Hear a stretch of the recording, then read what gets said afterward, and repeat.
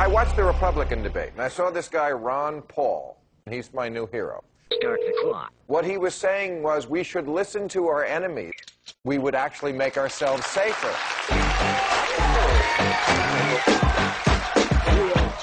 You just never heard this logic from someone who's actually going to run the country. Got Ben Affleck here. They're screaming for Ron Paul.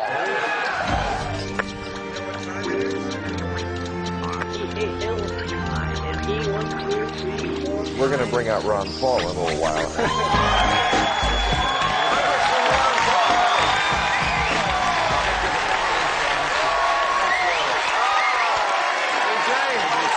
Ben Affleck. Okay, thank you for being here. Look at that. Now, that's nice. Do you have any mixed feelings about getting such an ovation from such a liberal audience? Well, not really. I mean, I think a politician always likes applause. Yeah. Well, we had you on about, I think it was late March, and I think we just scratched the surface, and that's really my fault. I should have scratched it more, but after I saw you in the debate, I said, you know what, this is a person who I really want to talk to a lot more. There's so many things I want to ask you, but I know you just got back yesterday. You were in Washington at the National Press Club, and I thought this was great. You presented Rudy Giuliani, I guess he wasn't there, but with a reading list. Right. And Rudy Giuliani, who took you on in this debate and pretends to be such a terrorism fighter, he really hasn't read anything about it, has he? No, it looks like he skipped the 9/11 investigation. You know, he didn't read that report because it sort of supported my position on that. And what of the things that you suggested he read do you think are most important that he be aware of?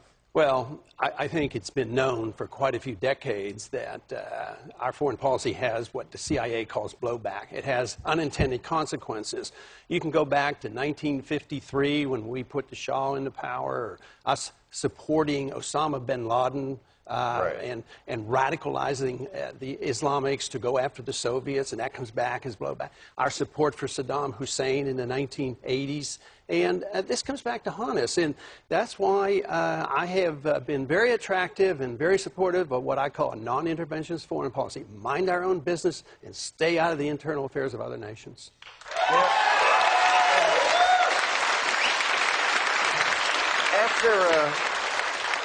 right after 9/11, I remember when we finally, you know, television shows got back on the air. Of course, I got fired. But the other ones that were still able to... the other shows. Yeah, the other shows. Yeah. I said the wrong thing, too. But the big question, I remember, was, why do they hate us? Remember that? We had about a week where we were all, why do they hate us? And then we just forgot that and went, they're evil. They're evil, we're good. We don't. Why do you think America is so dumb? Was it always this dumb? I hope not all of us. No, not all of us. We're Americans. Yes, right. But how do you get the smart America? I mean, come on. I mean, if America was a smarter country, wouldn't you be leading in the polls? Let's hope so. And that plus, if you can raise $100 million, you know, money talks these days. So. I've said before that, you know, when you're dealing with somebody who is your enemy, and we do have an enemy, but I wouldn't call them terrorists. I would call them Muslim fundamentalists. I don't think everyone who attacks us is a terrorist, certainly not in Iraq. But you have to either make them fear you or love you. You know, it used to be America was loved around the world. We gave up. I don't know when was that? I think 1777. About a year. When Kennedy went anywhere around the world, he was beloved. Even Jackie the Daylight. Clinton, when he went around the world, was beloved. People were in love with him, and he liked some of them too. I think what we should look for is respect. That's what we need, and that's what we don't have. And they look down upon us because we impose on them. I have no problems with this theoretical position of the neocons to spread the goodness of America, but just not with force. We should spread it by setting a good example, getting our house in order, making sure civil liberties are defended here.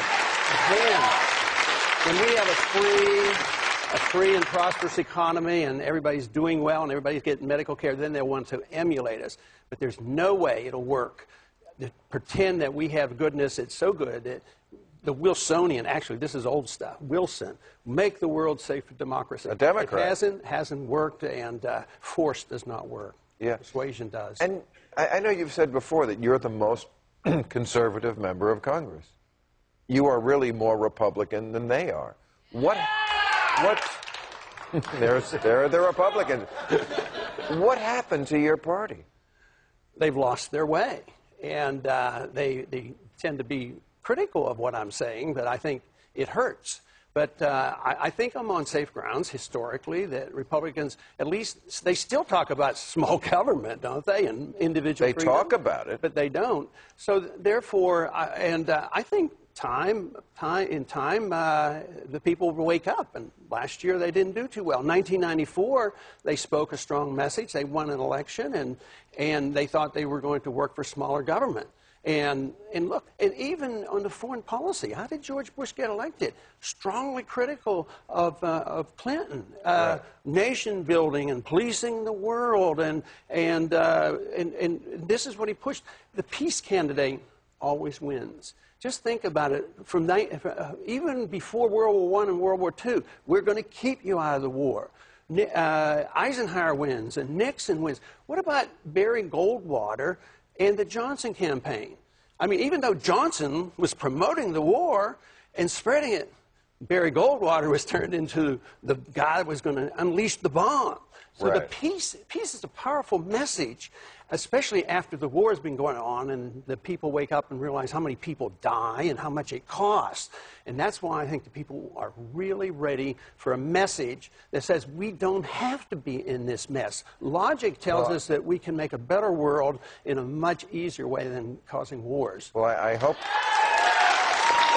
you're out there delivering it. I know that some people have tried to get you out of the Republican debates, right, and to just make you go up to the blackboard and write 1,000 times they hate us for our freedom. That's right. But you won't do that. But we have Mr. Giuliani studying tonight. He's home reading all those books. And he's going to come back and he's going to apologize to me. And he's going to say, I'm sorry, Ron, I just didn't know that that's the way foreign policy works. I didn't even know that you just can't blame Americans for our foreign policy, that it's the policy that's at fault. It's not the fault of the Americans who are victimized by these evil, monstrous, murderous people who come over and kill us. It's the fault of the policy makers. It's policy that counts. From your lips to God's ears. Thank you, Congressman. Thank you. I appreciate you coming out here. Okay. You keep on it. Thank you. Ron Paul, everybody. Thank you very much. Thank you. Wow. That is the most applause a Republican ever got around here.